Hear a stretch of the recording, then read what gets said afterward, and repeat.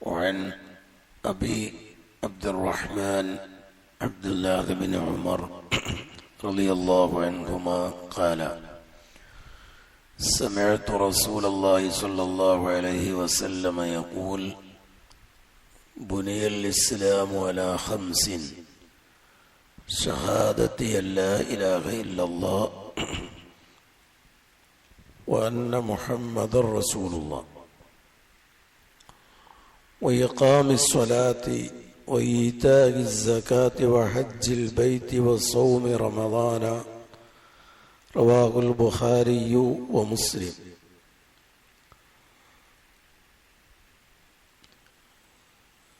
Abdullah bin Umar റളിയല്ലാഹു അൻഹുമ അദ്ദേഹം മഹാനായ ഉമർ റളിയല്ലാഹു അൻഹുവിന്റെ പുത്രനാണ് എന്ന് നമുക്കറിയാം. അദ്ദേഹത്തിന്റെ മാതാവിന്റെ പേര് സൈനബ് ബിന്ത് മൽഊൻ എന്നാണ്. മാതാവിന്റെ പേര്. വളരെ ചെറുപ്പത്തിൽ തന്നെ പിതാവിനോടൊപ്പം ഇസ്ലാം സ്വീകരിച്ചിട്ടുള്ള സ്വഹാബിയാണ്. ഉമർ റളിയല്ലാഹു അൻഹുവിന്റെ കൂടെ തന്നെ ഇസ്ലാം സ്വീകരിച്ചിട്ടുള്ള സ്വഹാബിയാണ് അബ്ദുല്ലാഹ് ബിൻ ഉമർ.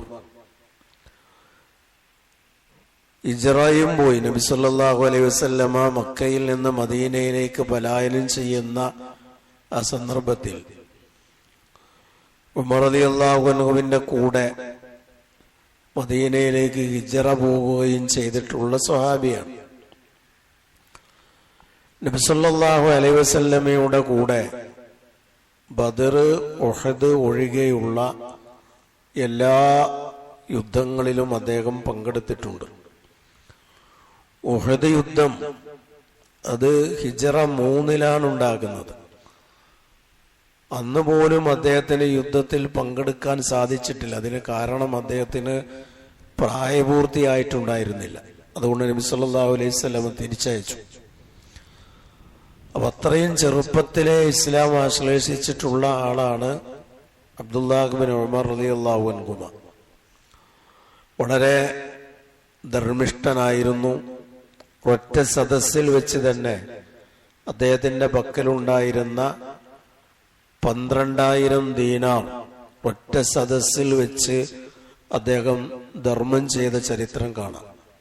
അത്ര കണ്ടു ധർമ്മിഷ്ഠനായിരുന്നു അദ്ദേഹം. 87 വയസ്സുവരെ അദ്ദേഹം ജീവിച്ചിട്ടുണ്ട്.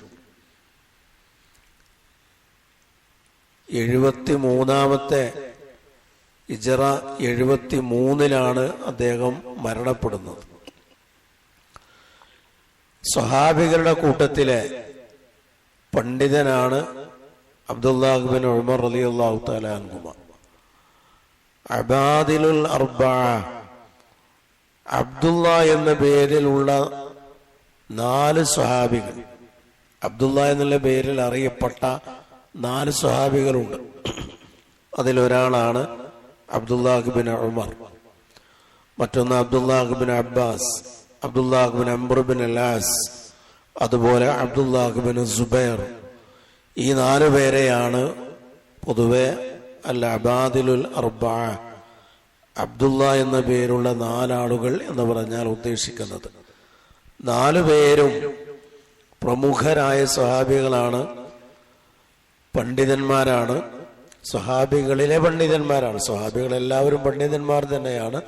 അതിലെ പ്രമുഖരായ പണ്ഡിതന്മാരാണ് ഈ 4 പേര് എന്ന് അറിയപ്പെട്ട കാര്യമാണ്. അദ്ദേഹമാണ് ഈ ഹദീസ് ഉദ്ധരിക്കുന്നത്. നബി സല്ലല്ലാഹു അലൈഹി വസല്ലം നമ്മുടെ ദീൻ ഇസ്ലാം അതിൻ്റെ ഏറ്റവും മൗലികമായ 5 കാര്യങ്ങളാണ് ഈ ഹദീസിലൂടെ ബോധ്യപ്പെടുത്തുന്നത്. റസൂലുള്ളാഹി ഇസ്ലാമിനെ ഒരു കെട്ടിടത്തോട് ഉപമിക്കുകയാണ്. മഹാനായ ഇബ്നു റജബുൽ ഹംബലി റഹിമഹുല്ലാഹ് പറഞ്ഞു, ഈ ഹദീസിൽ റസൂലുള്ളാഹി സ്വല്ലല്ലാഹു അലൈഹി വസല്ലമ ഇസ്ലാമിനെ ഒരു കെട്ടിടത്തോട് ഉപമിക്കുന്നു. എന്നിട്ട് ആ കെട്ടിടത്തിന്റെ നിലനിൽപ്പിന് ആവശ്യമായ 5 സ്തംഭങ്ങൾ വിശദീകരിക്കുന്നു. ആ 5 സ്തംഭങ്ങളിൽ ഏതെങ്കിലും ഒന്ന് തകർന്നു വീണാൽ ആ കെട്ടിടം തന്നെ തകർന്നു പോകും. ആ 5 സ്തംഭങ്ങളിൽ ഏറ്റവും പ്രധാനമാണ് ഒന്നാമത് പറഞ്ഞ ഷഹാദത്ത്. ഷഹാദത്തി അല്ലാ ഇലാഹ ഇല്ലല്ലാഹ്, അല്ലാഹു മാത്രമാണ് ആരാധനക്ക് അർഹൻ എന്ന സാക്ഷ്യപ്പെടുത്തൽ. ലാ ഇലാഹ ഇല്ലല്ലയുടെ അർത്ഥം ലാ മഅബൂദ ഹഖ്ഖുൻ ഇല്ലല്ലാഹ് എന്നാണ്. ആരാധിക്കപ്പെടാൻ അർഹൻ അല്ലാഹു മാത്രമാണ്. അല്ലാഹു അല്ലാതെ റബ്ബില്ല എന്ന് ചില ആളുകൾ ലാ ഇലാഹ ഇല്ലല്ലയുടെ അർത്ഥം പറയാറുണ്ട്. ആ അർത്ഥം ശരിയല്ല. അല്ലാഹു അല്ലാതെ റബ്ബില്ല എന്നുള്ളത് ശരി തന്നെ, പക്ഷെ ലാ ഇലാഹ ഇല്ലല്ലാഹ്ക്ക് അങ്ങനെ അർത്ഥമല്ല.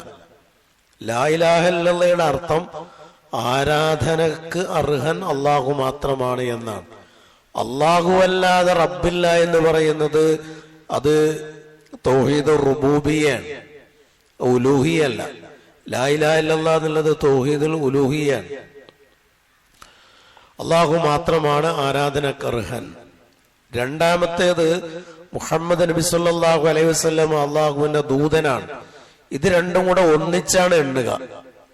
ഷഹാദത്ത് നമ്മൾ ഇസ്ലാം കാര്യങ്ങൾ എന്ന് പറയുമ്പോൾ ഒന്ന് അള്ളാഹു മാത്രമാണ് ആരാധനക്ക് അർഹൻ, മുഹമ്മദ് നബി സല്ലല്ലാഹു അലൈഹി വസല്ലം അള്ളാഹുവിന്റെ ദൂതനാണ് എന്ന് സാക്ഷ്യം വഹിക്കുന്നു. ഇത് ഒന്നാണ്. ഇതില് പ്രത്യേകത നമ്മൾ ശ്രദ്ധിക്കേണ്ടുന്ന ഒരു കാര്യം, ഇസ്ലാമിന്റെ 5 അർക്കാനുകളിൽ 4 സമയമുണ്ട്. 4 സമയം പറഞ്ഞിട്ടുണ്ട്. അതിലിപ്പോ ഒന്ന് നമസ്കാരമാണ്, അത് ദിവസവും 5 നേരമാണ്. പിന്നെ നോമ്പാണ്, അത് വർഷത്തിൽ ഒരു മാസമാണ്, സമയമുണ്ട്. സക്കാത്താണ്, അത് വർഷം തികയുമ്പോഴാണ്. പിന്നെ ഹജ്ജ് എന്ന് പറയുന്നത് ആയുസ്സിൽ ഒരിക്കലാണ് നിർബന്ധം. എന്നാൽ ഷഹാദത്തിന്റെ സമയം ഇതുപോലെ പറഞ്ഞിട്ടില്ല. ഷഹാദത്തിന്റെ സമയം പറയാത്തത് അത് എല്ലാ സമയത്തും വേണമെന്നുള്ളത് കൊണ്ടാണ്. എല്ലാ സമയത്തും അത് ഉണ്ടാകണം. അത് ജീവിതാവസാനം വരെ അത് പറഞ്ഞുകൊണ്ട് വേണം കണ്ണടച്ചു പോകാൻ. അത്രമേൽ പ്രാധാന്യമുള്ളത് കൊണ്ടാണ് അത് പറയാത്തത് എന്നതാണ് മനസ്സിലാക്കാൻ കഴിയുന്ന ഒരു കാര്യം. മുഹമ്മദ് നബി സല്ലല്ലാഹു അലൈഹി വസല്ലമ അള്ളാഹുവിന്റെ ദൂതനാണ് എന്ന് സാക്ഷ്യം വഹിക്കുക എന്ന് പറയുമ്പോൾ ഞാനിവിടെ പറയാൻ പോകുന്ന 4 കാര്യങ്ങൾ അതിൽ സമ്മേളിക്കണം. ആ 4 കാര്യങ്ങളും ഒത്തൊരുമിക്കുമ്പോഴാണ് മുഹമ്മദ് നബി സല്ലല്ലാഹു അലൈഹി വസല്ലം അള്ളാഹുവിന്റെ ദൂതനാണ് എന്ന് നമ്മുടെ വിശ്വാസം സാക്ഷാത്കൃതമാകൂ, ശരിയാകുള്ളൂ. അതിലൊന്ന് തസ്ദീഖു മാ അഖ്ബർ. നബി സല്ലല്ലാഹു അലൈഹി വസല്ലമ പറഞ്ഞ കാര്യങ്ങൾ നമ്മൾ സത്യപ്പെടുത്തണം. അത് എനിക്ക് ഉൾക്കൊള്ളാൻ കഴിയുന്നില്ല, അതല്ലെങ്കിൽ ഇക്കാലത്ത് അത് ശരിയല്ല എന്നൊക്കെ പറഞ്ഞ് തള്ളിക്കളയുന്ന, തിരസ്കരിക്കുന്ന ഒരു രീതി അത് ഷഹാദത്തിനെ പ്രതികൂലമായി ബാധിക്കും. അപ്പൊ റസൂലുള്ളാഹി സ്വല്ലല്ലാഹു അലൈഹി വസല്ലമ ഇസ്രാ മിഅ്റാജ് റസൂലുള്ളാഹിയുടെ ജീവിതത്തിൽ ഉണ്ടായി എന്ന് പറഞ്ഞാൽ സിദ്ദീഖ് റളിയല്ലാഹു തആല അൻഹു അതിനെ സത്യപ്പെടുത്തിയതുപോലെ കേട്ട മാത്രയിൽ അത് സത്യപ്പെടുത്താൻ കഴിയണം. സിദ്ദീഖ് റളിയല്ലാഹു തആല അൻഹു ഇസ്രാ മിഅ്റാജ് ഉണ്ടായെന്നുള്ള വിവരം ആദ്യം കേൾക്കുന്നത് ശത്രുക്കളിൽ നിന്നാണ്. ഇങ്ങനെ മുഹമ്മദ് പറയുന്നുണ്ട്, അങ്ങനെ 7 ആകാശം അതിനപ്പുറം അള്ളാഹു ഉദ്ദേശിച്ചിടം വരെ അദ്ദേഹം പോയി എന്ന് പറയുന്നു എന്ന് അബൂബക്കർ റളിയല്ലാഹു അൻഹുവിനോട് വന്ന് പറയുന്നത് ശത്രുക്കളാണ്. അതുകൊണ്ട് ഇതും നീ വിശ്വസിക്കുന്നുണ്ടോ എന്ന് പറഞ്ഞ് അദ്ദേഹത്തിനെ പിന്തിരിപ്പിക്കാനുള്ള ശ്രമമാണ് അവർ നടത്തിയത്. അതിനോട് അദ്ദേഹം പ്രതികരിച്ചത്, ഞാൻ മുഹമ്മദ് നബി സല്ലല്ലാഹു അലൈഹി വസല്ലം അങ്ങനെ പറയുന്നു എങ്കിൽ എനിക്ക് ഒരു സംശയമില്ല, നിസ്സംശയം ഞാൻ അതിൽ വിശ്വസിക്കുന്നു. അങ്ങനെ അദ്ദേഹം പറയുന്നുണ്ടെങ്കിൽ അദ്ദേഹം പോയിട്ടുണ്ടാവും, ഒരിക്കലും സംശയമൊന്നുമില്ല. അതിനപ്പുറം ഉള്ള കാര്യങ്ങൾ പറഞ്ഞാൽ പോലും ഞാൻ വിശ്വസിക്കും എന്ന് അദ്ദേഹം പ്രതികരിച്ചിട്ടുണ്ട്. അതാണ് ഒന്ന്, തസ്ദീഖു മാ അഖ്ബർ. റസൂലുള്ളാഹി സ്വല്ലല്ലാഹു അലൈഹി വസല്ലം ഒരു കാര്യം പറഞ്ഞാൽ അതിനെ സത്യപ്പെടുത്തുക. 2, ഇംതിസാലു മാ അമർ. റസൂലുള്ളാഹി സ്വല്ലല്ലാഹു അലൈഹി വസല്ലം കൽപ്പിച്ച കാര്യങ്ങളെ ജീവിതത്തിൽ പാലിക്കണം. അത് ജീവിതത്തിൽ റസൂലുള്ളാഹി സ്വല്ലല്ലാഹു അലൈഹി വസല്ലം നമ്മോട് പാലിക്കാൻ പറഞ്ഞ കാര്യം കഴിവിന്റെ പരമാവധി നമ്മൾ അത് ശ്രദ്ധിക്കുകയും പാലിക്കുകയും വേണം. 3, വജ്തിനാബു മാ നഹാ അൻ. നബി സല്ലല്ലാഹു അലൈഹി വസല്ലം വിരോധിച്ച കാര്യങ്ങളെ പൂർണ്ണമായും വെടിയണം, ഒഴിവാക്കണം. എപ്പോഴും നമ്മൾ പറയാറുള്ളത് പോലെ കൽപ്പിച്ച കാര്യങ്ങൾ പരമാവധി ചെയ്യണം, വിരോധിച്ച കാര്യങ്ങൾ പൂർണ്ണമായും വെടിയണം. പൂർണ്ണമായും വെടിയാൻ അവിടെ പരമാവധി എന്നുള്ള നിബന്ധനയില്ല. അത് പരമാവധി ഞാൻ വിരോധിച്ച കാര്യങ്ങൾ വെടിയും എന്നല്ല, വിരോധിച്ച കാര്യങ്ങൾ ഞാൻ പൂർണ്ണമായും വെടിയുമെന്നാണ്. അതാണ് മൂന്നാമത്തെ കാര്യം. നാലാമത്തെ കാര്യം നബി സല്ലല്ലാഹു അലൈഹി വസല്ലം നമുക്ക് ശരീഅത്തായി കാണിച്ചു തന്ന വിധം അള്ളാഹുവിനെ ഇബാദത്ത് ചെയ്യണം. ഇബാദത്ത് ചെയ്യേണ്ട രൂപം റസൂലുള്ളാഹി പഠിപ്പിച്ചിട്ടുണ്ട്. ആ രൂപത്തിൽ ഇബാദത്ത് ചെയ്യുക. ഈ 4 കാര്യങ്ങളും സമ്മേളിക്കുമ്പോഴാണ് യഥാർത്ഥത്തിൽ നമ്മുടെ മുഹമ്മദ് നബി സല്ലല്ലാഹു അലൈഹി വസല്ലമ അള്ളാഹുവിന്റെ ദൂതനാണ് എന്നത് നമ്മുടെ വിശ്വാസം ശരിയാവും. പിന്നെ അതിന്റെ ഓരോ ഘടകങ്ങൾ റസൂലുള്ളാഹി എടുത്തു പറഞ്ഞിട്ടുണ്ട്. അത് വഴിയെ നമുക്ക് വിശദമായി പറയാൻ ഞാനിപ്പോ ഒന്ന് ചുരുക്കി പറയുന്നേ ഉള്ളൂ. ഒന്ന് നമസ്കാരമാണ്. നമസ്കാരം എന്ന് പറഞ്ഞാൽ ഇവിടെ ഉദ്ദേശിക്കുന്നത് ഫറളായ നമസ്കാരമാണ്. ഫറള് നമസ്കാരം അത് ഒരു നിലക്കും നമ്മുടെ ജീവിതത്തിൽ നിന്ന് ഒഴിവാക്കാൻ ഒരു ഇളവുമില്ല. ബുദ്ധി ഇല്ലാതാകുക എന്നതല്ലാതെ അത് ഒഴിവാക്കാൻ ഒരു ഇളവുമില്ല. ബുദ്ധി ഇല്ലെങ്കിൽ പിന്നെ നിർബന്ധമല്ല. യുദ്ധ സന്ദർഭത്തിൽ പോലും ജമാഅത്തായിട്ട് നമസ്കരിച്ചതിനെ കുറിച്ച് ഖുർആൻ പറയുന്നുണ്ട്. സാധാരണ നമ്മൾ കേൾക്കുന്ന ഇന്ന സ്വലാത്ത കാനത അലൽ മുഅ്മിനീന കിതാബൻ മൗഖൂതൻ എന്ന് പറയുന്ന തീർച്ചയായും നമസ്കാരം സത്യവിശ്വാസികൾക്ക് സമയബന്ധിതമായ ആരാധനയാണ്, കാര്യമാണ് എന്ന് അല്ലാഹു തആല പറഞ്ഞിട്ടുള്ളത് യുദ്ധ സന്ദർഭത്തിലാണ്. ആയത്തിന്റെ തൊട്ടു മുമ്പും ശേഷമൊക്കെ യുദ്ധമാണ്. അവിടെ തന്നെ ജമാഅത്തായിട്ട് നിസ്കരിക്കണം. അപ്പൊ അത്രമേൽ പ്രധാനമാണ് നമസ്കാരം എന്ന്. 2 സക്കാത്താണ്, നിർബന്ധ ദാനം, സക്കാത്ത് കൊടുത്തു വീട്ടുക എന്നതാണ്. നമ്മുടെ സമ്പത്തിൽ ഒരു നിശ്ചിതമായ ഭാഗമെത്തിയാൽ അതിൻ്റെ ഒരു നിശ്ചിതമായ ശതമാനം അർഹതപ്പെട്ട ആളുകൾക്ക് നൽകണം. അതാണ് സക്കാത്ത്. അതൊക്കെ വിശദമായി ഇൻഷാ അല്ലാഹ് വഴിയെ നമുക്ക് മനസ്സിലാക്കാൻ ശ്രമിക്കാം. 5-മത്തേത് ഹജ്ജാണ്. നോമ്പുണ്ട്, 4 നോമ്പുണ്ട്, അവസാനം ഹജ്ജാണ്. ഈ 4 ഇബാദത്തുകളുടെയും ചില പ്രത്യേകതകൾ കൂടി നമുക്ക് പരിശോധിക്കാം. ഒന്ന്, ഒരു ഇബാദത്ത് നമ്മുടെ മനസ്സും നമ്മുടെ നാവുമായി ബന്ധപ്പെട്ടതാണ്. അതാണ് ഷഹാദത്ത്. ഷഹാദത്ത് മനസ്സിലും ഉണ്ടാകണം, അത് പറയും വേണം. മനസ്സിലുണ്ടായാൽ പോരാ, പറയും വേണം.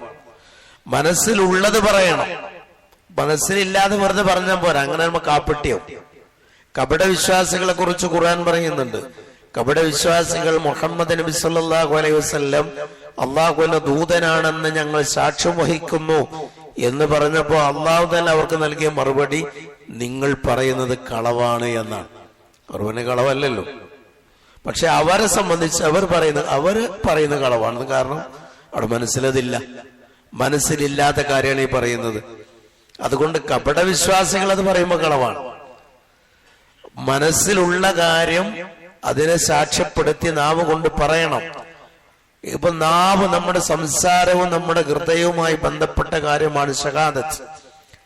നമസ്കാരം, നോമ്പ് എന്ന് പറയുന്നത് നമ്മുടെ ശരീരവുമായി ബന്ധപ്പെട്ട ഇബാദത്താണ്, ശാരീരികമായി നിർവഹിക്കേണ്ടുന്ന കാര്യമാണ്.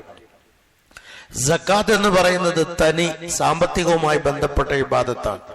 ഹജ്ജ് എന്ന് പറയുന്നത് ശരീരവും സമ്പത്തുമായി ബന്ധപ്പെട്ടതാണ്.